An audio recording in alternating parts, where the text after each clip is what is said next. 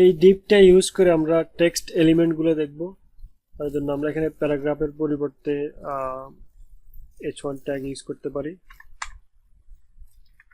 h1 tag lorem 5। আমরা যদি এটা রিফ্রেশ করি তাহলে আমরা h1 এর স্টাইলগুলো আসলে ডিলিট করে দিই, এগুলো লাগবে না এখন আমাদের। এখন যদি আমরা রিফ্রেশ করি তাহলে আমরা এখানে h1 টা দেখতে পাবো। এখানে আমরা কালারটা চেঞ্জ করে নিই, কালার হোয়াইট। এখন মনে হয় দেখতে আর একটু সুবিধা হয়। এখন আমরা টেক্সটের কিছু প্রপার্টি দেখব। প্রথম যে প্রপার্টিটা সেটা হচ্ছে টেক্সট অ্যালাইনমেন্ট। এখন এই টেক্সটটা আপনি লেফট সাইডে অ্যালাইন করতে পারেন, সেন্টারে অ্যালাইন করতে পারেন, বা রাইট সাইড থেকে অ্যালাইন করতে পারেন। তার জন্য এখানে ডিভের মধ্যে টেক্সট অ্যালাইন, আপনি লেফট তো বাই ডিফল্ট আছে, আপনি সেন্টার করতে পারেন। এখন যদি আমরা রিফ্রেশ করি তাহলে আমরা টেক্সট অ্যালাইনমেন্ট, এটা টেক্সটগুলো সেন্টারে হয়ে যাবে। শুধু টেক্সট না, এই ডিভের মধ্যে বাকি যতগুলো আমরা এলিমেন্ট লিখবো সবগুলো এখানে সেন্টারে চলে আসবে। আমরা এখানে দেখানোর জন্য এখানে আমরা আরেকটা প্যারাগ্রাফ লিখি।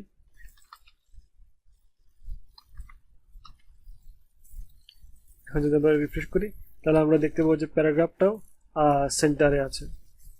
তারপর টেক্সট অ্যালাইন যদি রাইট লিখি, রাইট, তাহলে আপনি টেক্সটগুলো দেখবেন যে রাইট সাইড দিক থেকে অ্যালাইন হচ্ছে।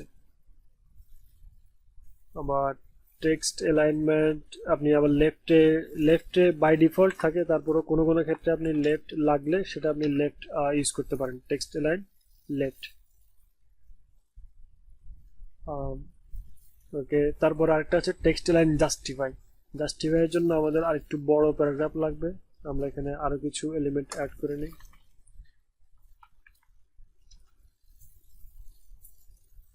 এখানে আমরা দেখতে পাচ্ছি যে এখানে প্যারাগ্রাফটা যে অ্যারেঞ্জ হচ্ছে, এখানে ওয়ার্ডগুলোর শেষ হওয়া, লাইনগুলো শেষ হওয়ার পরে হয়তো কিছু কিছু জায়গায় স্পেস থাকে। আমি আরেকটু এটা বড় করে নিই, লরেম 50। আমরা আপনি দেখতে পাচ্ছেন এখানে প্রথম লাইনের পরে কিছু স্পেস আছে, এখানে থার্ড এবং ফোর্থ লাইনের পরেও আছে, এবং যে এ লাইনটা এটার পরেও কিছু স্পেস আছে। আমরা যদি সবগুলোকে সেম রাখতে চাই তাহলে আমরা আরেকটা যে টেক্সট অ্যালাইন ভ্যালু আছে সেটা আমরা ইউজ করতে পারি, সেটা হচ্ছে টেক্সট অ্যালাইন জাস্টিফাই। যদি আমরা যদি এটা ইউজ করি তাহলে আমরা দেখতে পাবো যে এখানে আর কোনো স্পেস থাকবে না, কারণ এটা পুরো জায়গাটা নিয়ে নেবে। তারপর আছে টেক্সট ডেকোরেশন। আমরা টেক্সট ডেকোরেশন আমরা h1 এর মধ্যে টেক্সট ডেকোরেশন ইউজ করতে পারি, h1 টেক্সট ডেকোরেশন। এখন আমরা যদি ইউজ করি আন্ডারলাইন তাহলে আমরা দেখতে পাবো যে হেডিং দুটো আছে সেটার নিচে একটা আন্ডারলাইন চলে আসছে। আমরা একটা এলিমেন্ট ইউজ করি, বাকিগুলো আমরা ডিলিট করে দিই এখান থেকে। সেভ করলাম। এখন যদি রিফ্রেশ করি তাহলে এখানে যে হেডিংটা আছে তার নিচে একটা আন্ডারলাইন আসছে। তারপর টেক্সট ডেকোরেশন ওভারলাইন ইউজ করতে পারি, ওভারলাইন, তাহলে এটার উপরে একটা লাইন আসবে। অথবা আমরা লাইন থ্রো ইউজ করতে পারি, এটা তাহলে মাঝ বরাবর একটা লাইন আসবে, অনেকটা লাইনটা কেটে দেওয়ার মতো। আমরা এটা এখন ডিলিট করে দিই। আমরা ইউজ করতে পারি টেক্সট ট্রান্সফর্ম। আমরা ক্যাপিটালাইজ ইউজ করতে পারি, ক্যাপিটালাইজ টেক্সট ট্রান্সফর্ম ক্যাপিটালাইজ। এটার মানে হচ্ছে এখানে প্রত্যেকটা ওয়ার্ডের যে প্রথম অক্ষরটা সেটা বড় হাতের হবে। কারণ এখানে লরেমের এল বড় হাতের, ইপসাম আই বড় হাতের, ডলার এটা ডি বড় হাতের। তারপরে প্রত্যেকটা যতগুলো ওয়ার্ড আছে সবগুলোর প্রথম অক্ষরটা বড় হাতের হবে। আমরা ক্যাপিটালাইজের পরিবর্তে আপার কেস ইউজ করতে পারি, তাহলে এখানে সব অটোমেটিক বড় হাতের হয়ে যাবে, ক্যাপিটাল লেটার হয়ে যাবে। আমরা লোয়ার কেস ইউজ করতে পারি, লোয়ার কেস, তাহলে সব লোয়ার কেস অ্যালফাবেট হয়ে যাবে। স্পেসিং এর জন্য কিছু টেক্সট প্রপার্টি আছে, সেগুলো দেখার জন্য আমরা প্যারাগ্রাফ ট্যাগটা ইউজ করব। তো প্রথম যে প্রপার্টি সেটা হচ্ছে টেক্সট ইনডেন্ট,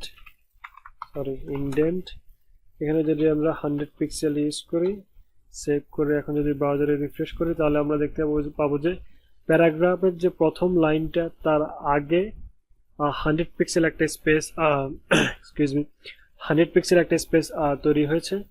আমরা এটা একটু কমিয়ে দেই, এখন মনে হয় ঠিক আছে। তাহলে 60 পিক্সেল একটা স্পেস তৈরি হয়েছে।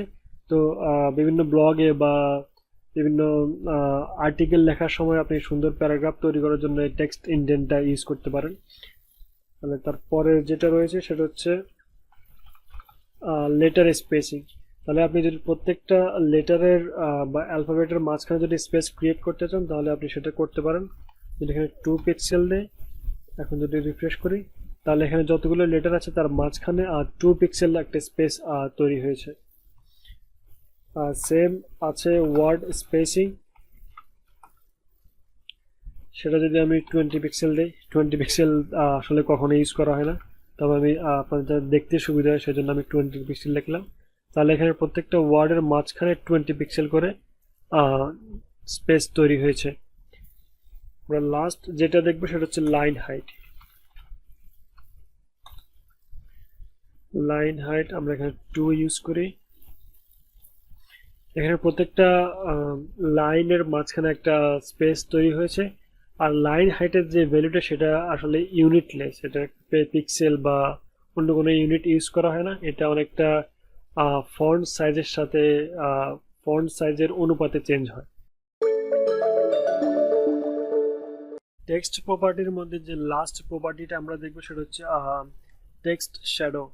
আপনি যে কোনো টেক্সটের জন্য একটা শ্যাডো তৈরি করতে পারেন। আমরা এখানে হেডিং এর জন্য যদি শ্যাডো তৈরি করি, তাহলে টেক্সট শ্যাডো, আমরা এখানে 4টা ভ্যালু দেওয়া লাগে। প্রথম যে ভ্যালুটা সেটা হচ্ছে হরিজন্টাল শ্যাডো, আমাদের সেটা 5 পিক্সেল, দেন ভার্টিক্যাল শ্যাডো 5 পিক্সেল। তারপর হচ্ছে আপনি যদি ব্লর করতে চান তাহলে আপনি একটা ভ্যালু এখানে ইউজ করতে পারেন। যদি আপনি ব্লর না করেন তাহলে ডিরেক্ট আপনি কালারটা লিখতে পারেন। আমি এখানে ডিরেক্ট কালার লিখে দিচ্ছি। লেখানো আমরা দেখতে পাবো যে এখানে এই যে লেখাটা আছে এর পিছনে একটা শ্যাডো তৈরি হয়েছে।